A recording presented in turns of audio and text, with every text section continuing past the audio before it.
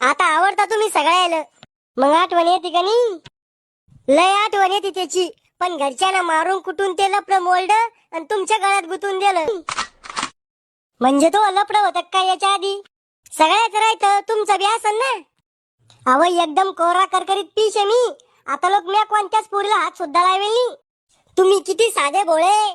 मग येता आता लोक 6-7 लपडे व्हायले. आता समजलं मले तो बापाला 10 लाख रुपये हुंडा कवून द्याला तर. अव तुमच्याकडे जास्त जमीन आहे ना, म्हणून जास्त हुंडा भेटू राहिला तुम्हाला. तुमची सगळी जमीन किती आहे? आपली सगळी जमीन 20 एकर आहे. करे तुमचं वावर नांगराला ट्रॅक्टर आलत. तुम्ही ट्रॅक्टर वाल्याला 10 एकर जमीन सांगितली होती. मग अजून 10 एकर आता कुठून आली? अरे जंगल दिमाखाच्या ट्रॅक्टरवाल्याला जमीन कमी सांगायची आणि पोरीवाल्याला जमीन शिल्लक सांगायची, तेव्हाच फायदा होतो. वा रे काय दिमाग येतो वा. तो यावर तर 2 पिसाळलेले कुत्रे वळवून टाकायला पाहिजे. येल्लो काय झालं? काही नाही. तुमच्या काय अपेक्षा आहे माझ्याकडून? 5-6 पोराची अपेक्षा आहे फक्त तो ऐकून. मी पोरगी आहे कुत्री नाही 5-6 पोरं पैदा करायला. तू फक्त माया बापाला खुश ठेव, बाकी काहीच अपेक्षा नाही मला तो ऐकून. काय करू तुमच्या मायबापाला खुश ठेवासाठी? नाचू का त्याच्या पुढं?